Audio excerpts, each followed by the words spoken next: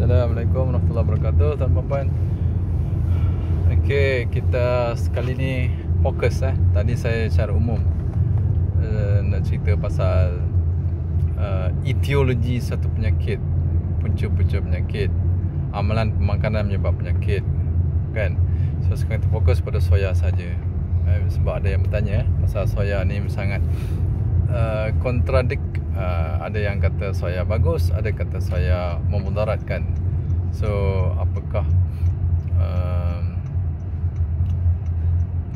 mana yang sepatutnya kita nak ikutlah, kan. Begitu. So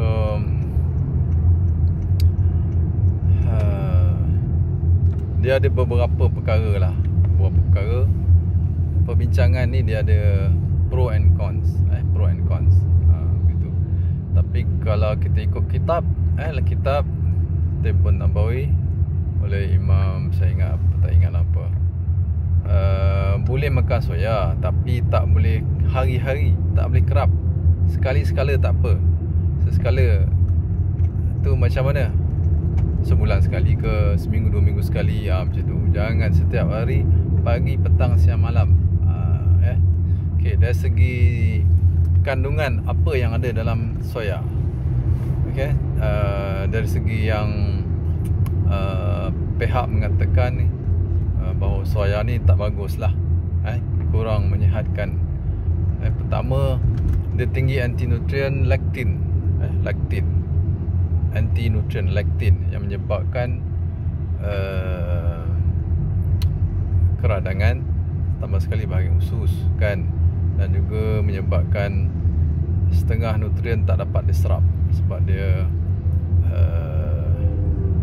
bind dengan setengah molekul nutrien lah. Okay, saya ada pernah share pasal perbincangan anti-nutrient laktin. Saya tak ingat dalam berapa bulan yang lepas, tahun lepas, kan. So boleh refer kat sana. Tapi laktin ni ada juga kebaikan dia sebagai antiviral. Bahawa ni dalam satu research masa PKP, kan, rupanya laktin sebagai antinutrien dalam plant based food, soya, tomato, sayuran vegetable berasaskan apa dipanggil crusade ke apa benda nama dah, saya lupa dah, tak ingat lah. Kelas sayuran yang mengandungi antinutrient laktin, kan. Tomato, terung, and apa tu, goji berry, dan macam-macam lah, banyak lagi lah, termasuk juga soya juga ada laktin, kan. Bukan itu saja, soya juga ada antinutrien, ada juga beberapa yang lain, apa dipanggil lupa lah nama dia, lama tak bincang jadi ingat, lupa dia punya terms, antinutrien tu. Sejenis protein lah, protein apa, tak ingat lah, lupa. So dari segi antinutrien, soya adalah satu makanan plant based yang tinggi antinutrien, beberapa jenis antinutrien yang itu. Tapi yang tu tak ada masalah sangat. Kita boleh singkirkan, kurangkan, minimalkan kandungan antinutrien dalam soya dengan cara kita merendam sehingga 14 jam, merebus, steam, wap, kan. Gitu. Yang kedua, soya ni dia mengandungi bahan goitrogenik. Ada satu bahan kimia yang menyebabkan hormon thyroid kita turun, rendah. Kelenjar thyroid kita kurang aktif menghasilkan hormon thyroid yang diperlukan oleh sel kita untuk rangsang metabolisme. Metabolisme tubuh kita, sel kita, untuk menggunakan kalori menghasilkan tenaga. Begitu, So penting hormon thyroid. Kalau terlampau rendah tak bagus, terlampau tinggi pun tak bagus, menyebabkan penyakit juga. Jadi memang tak berapa bagus lah amalkan soya kalau terlampau banyak. Terlampau banyak setiap hari, tak bagus begitu. Yang ketiga, dia boleh pertama sekali untuk kaum Adam lah, orang lelaki, disebabkan dia tinggi kandungan phytoestrogen kan. Tapi kalau nak kira phytoestrogen, banyak je makan makanan lain. Makanan real food, bijirin, ke kacang pun ada juga phytoestrogen. Macam apa tu, sauda, halba, clover itu herba Europe lah kan. Dan herba-herba yang bersifat kewanitaan. So dalam soya sangat tinggi, antara yang paling tinggi mengandungi bahan molekul phytoestrogen. Estrogen berasaskan tumbuhan kan. Walaupun dia punya binding capacity dia, binding potensi dia sangat lemah kan, 1 per 1000, 1 per 3000, 1 per 5000 kekuatan hormon estrogen yang ada dalam tubuh kita. Tapi kalau makan banyak, dia ada kesan. So ini ada kajian lah dalam jurnal-jurnal, khususnya kepada bayi-bayi lelaki yang diberi dengan pengambilan soya selama beberapa tempoh. Saya tak ingatlah berapa lama, berapa bulan diberi, dan ada kesan meningkatkan kecenderungan ciri kewanitaan bila dia besar. So ciri-ciri kewanitaan ni macam-macam lah kan, dari segi bentuk tubuh, dari segi keseimbangan hormon kelakian, androgen, testosteron bila so memang ada kajian dibuat dan ada menunjukkan hubung kait antara pengambilan soya setiap hari untuk beberapa tempoh tertentu boleh mengubah atau mengurangkan ciri kelakian seseorang lelaki. Itu memang ada kajian dibuat. Tapi tak semestinya. Lah. Ada faktor-faktor lain juga yang mempengaruhi alright. Jadi satu lagi kesannya kepada wanita. Tadi pada lelaki jadi ciri kewanitaan. Ni pada wanita akan menyebabkan tumor ataupun ketumbuhan bagi wanita, organ kewanitaan, ovary ke ataupun bahagian rahim, uterus ataupun kanser payudara.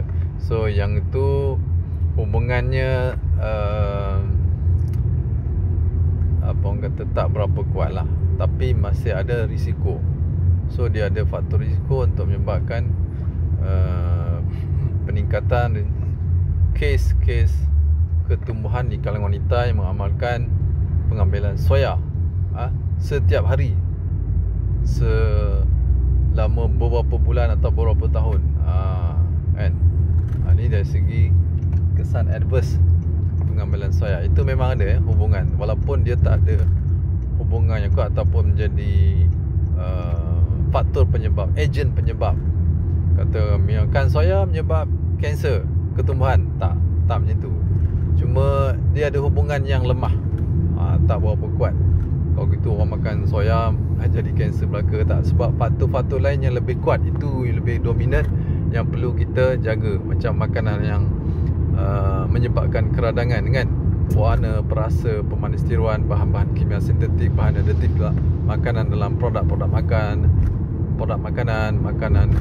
menggunakan trans fat kan, minyak masak RBD, itu lebih penting daripada soya.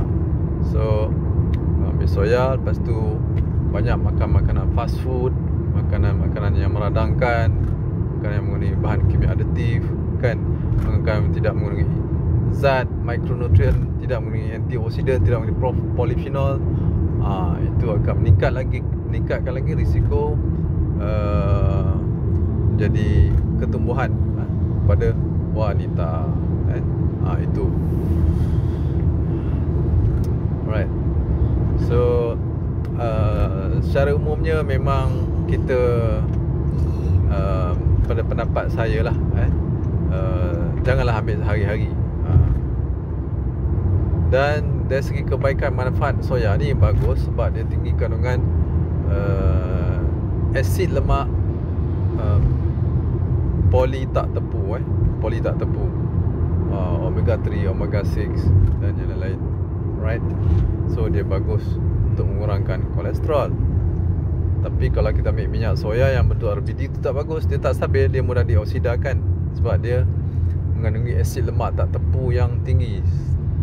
Lebih kurang 90% adalah asid lemak tak tepu dalam minyak soya. So kita cakap soya dari segi biji kacang soya.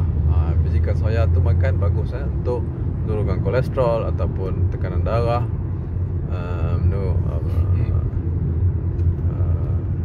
yang berkaitan dengan masalah metabolik lah. Yang itu betul lah kan. Tapi kita ada benda lain lagi, bukan soya aja kan. Banyak benda, minyak zaitun extra virgin, minyak kelapa dara, minyak rape palm oil kan, minyak sayuran yang diproses secara cold press, perahan sejuk. Itu semua akan beri manfaat untuk mengoptimalkan metabolisme tubuh kita kan. Okay. So kesimpulannya, boleh ambil soya, tapi pastikan ambil yang organik, bebas GMO. Ini lagi satu faktor. Soya kalau tidak certified organik, dia punya cara penanaman dia ataupun prosesnya, maka dia tinggi kandungan residu racun pertanian, khususnya racun herbicide Roundup tu glyphosate, itu sangat tinggi Dan kebanyakan soya benihnya adalah benih GMO, dipanggil Roundup Ready GMO, genetically modified soya, yang mana dia sangat resistant dengan racun Roundup herbicide. So dia spray banyak-banyak, lepas tu pokok tak mati. Dia spray racun herbicide kepada pokok soya, tujuannya nak mengawal rumpai kan, tak bersaing dengan pokok soya, supaya dia cepat besar lah, menghasilkan hasil yield yang tinggi. Tapi dia juga menyerap bahan aktif dalam racun herbicide, iaitu glyphosate. Jadi kalau soya yang GMO, memang GMO ke, banyakkan GMO soya. Kalau tak ada pada label GMO free atau organic, memang soya adalah GMO. Soya yang dihasilkan di Northern America, US atau Canada kan, China juga mungkin China juga. So banyak benda isu dalam soya sebenarnya, banyak benda. Ini pun boleh menyebabkan keradangan, masalah kealahan dan juga masalah metabolik kepada sel-sel dan gangguan metabolik pada tubuh kita. Maksud metabolik, penggunaan kalori makanan kita untuk menghasilkan tenaga, dia akan mengganggu disebabkan oleh kandungan glyphosate yang tinggi dalam soya. Masya Allah. Kalau nak makan soya, pilih yang organik, GMO free, boleh. Tapi itu pun jangan makan setiap hari, jangan berlebihan. Itu dia punya apa orang kata, dia punya kesimpulan lah. So kita ambil secara menyeluruh, kita tak kata tak boleh langsung ataupun nak makan secara setiap hari kan. Orang kata bagus untuk jantung, makan. Banyak lagi benda lain yang boleh makan untuk jantung, untuk cemaran darah tinggi, kolesterol. Bukan soya aja.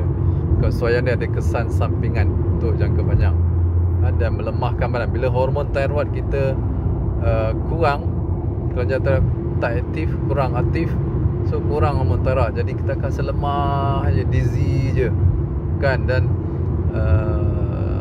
otak kita akan slow, brain fog, tenaga pun lemah je kan. Tambah lagi soya yang GMO yang tinggi kandungan glyphosate residue, lagi lemah. dia mengganggu metabolik, dia block metabolik sel kita, mitokondria kita, kan. So begitu. Ini pandangan kami lah. InsyaAllah semoga manfaat. Assalamualaikum.